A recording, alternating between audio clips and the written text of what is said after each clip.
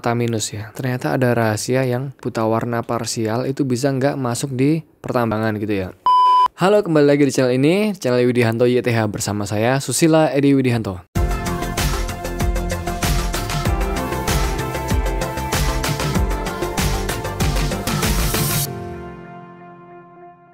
Oke, pada kesempatan kali ini aku lagi di Balikpapan. Aku lagi di hotel tempat karantina. Jadi sebelum datang ke job site dari Jawa gitu ya, yang dari Jawa, kita datang ke hotel untuk karantina selama kurang lebih 2 hari. Nah, di video kali ini aku bakal menyampaikan sesuatu yang menjadi apa istilahnya ya? Jadi ketakutan bagi para karyawan atau calon karyawan yang akan masuk ke tambang. Ketakutan apa itu? Nah, terkait mata minus ya. Jadi aku punya cerita kayak gini nih. Nah, pada saat aku pertama kali jadi karyawan gitu ya, jadi karyawan baru, ngeliatlah ada orang pakai kacamata gitu kan. Tapi sebelumnya memang gini sih. Memang setiap calon karyawan itu punya ketakutan tersendiri. Contohnya aku nih. Aku dulu ada temanku gitu ya, temanku yang sebelumnya udah daftar dulu di perusahaan yang sama seperti yang aku tempati sekarang. Dia nggak lolos itu katanya di faktor kapasitas paru-paru atau VO2 max-nya itu kecil. Jadi seminggu sebelum tes MCU atau medical check up, aku sempetin dulu untuk jogging tiap hari gitu selama kurang lebih 2 minggu. Dari pertanyaan tadi, sebenarnya teman-teman juga ada yang takut kalau mata minus bisa nggak masuk tambang gitu ya. Aku punya pengalaman gini sih. Pada saat dulu awal aku masuk tambang, ada temenku itu yang pakai kacamata gitu kan, sama-sama karyawan baru lah. Aku nanya ke dia karena aku penasaran gitu kan, "Mas, kamu minus berapa?" Aku lupa dulu jawabannya berapa ya, tapi dia intinya minus gitu. Kemarin pas MCU gimana masuknya?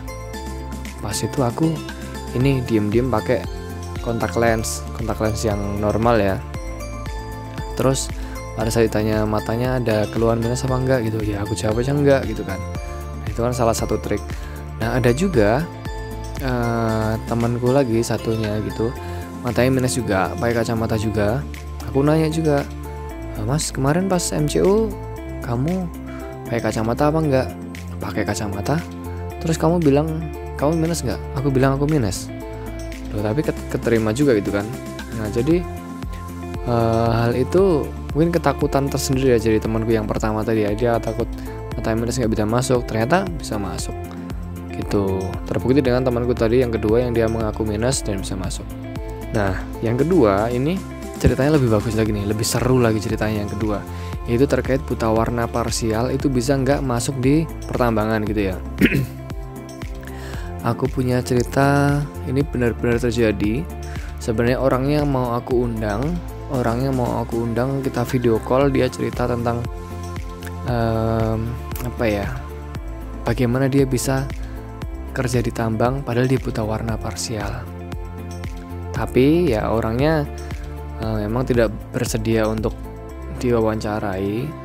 Tapi aku sendiri tahu ceritanya ya, karena dia kebetulan pada saat itu memang berada di bawah saya gitu ya, bukan berarti ya, intinya bekerja bersama lah.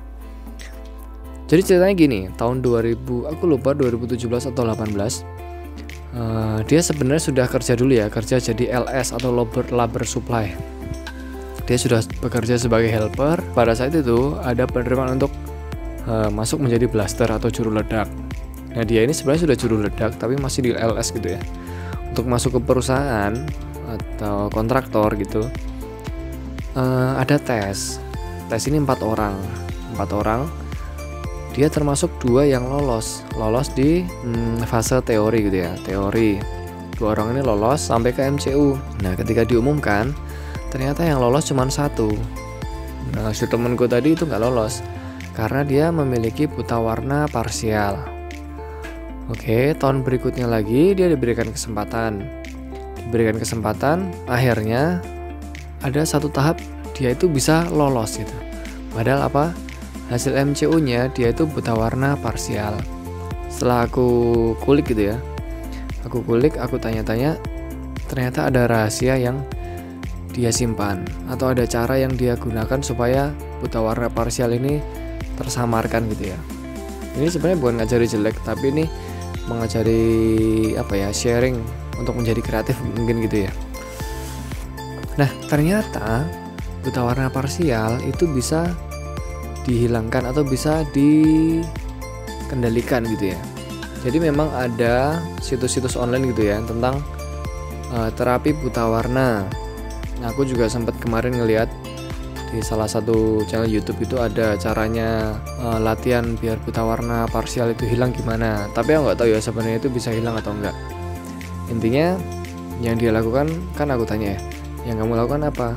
Aku ngafalin pak, semua setiap lembar itu aku hafalin angkanya angka berapa gitu.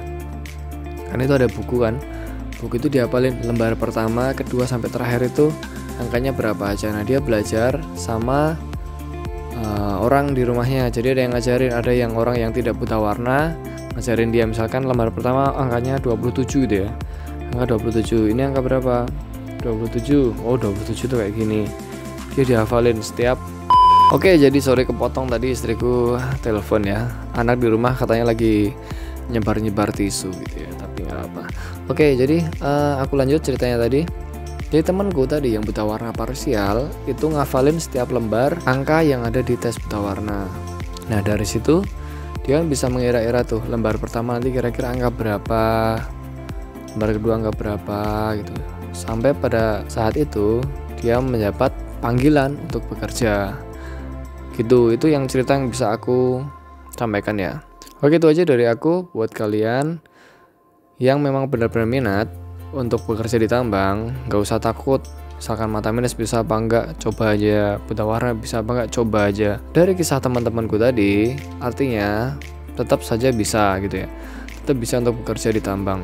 Tergantung juga keberuntungan mungkin ya, keberuntungan, terus seperti apa prosesnya ya. Ketika kita mencoba pasti ada jalan, intinya gitu sih.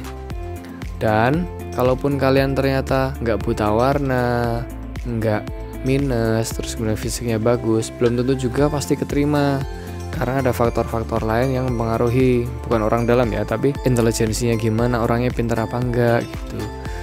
Jadi bagi kalian yang fisiknya bagus, medikalnya bagus, bersyukurlah, tinggal ditambahi ke sisi intelijennya atau kepintarannya, sabarnya gitu. Oke, bagi kalian yang belum bekerja di tambang tapi ingin bekerja di tambang, jangan lupa cek video aku di bawah. Sudah aku sampaikan tips bagaimana bekerja di tambang dari tahap 1 sampai dengan tahap 3. Ada juga yang full 30 menit jelasin semua itu tentang seluk-beluk masuk ke pertambangan. Nah di video-video selanjutnya aku bakal ngadain wawancara ataupun menggali motivasi, untuk motivasi kalian, orang-orang yang bisa bekerja di tambang dengan perjuangan yang cukup rumit gitu ya. Oke, itu saja. Tetap sehat ya kawan-kawan. Dadah.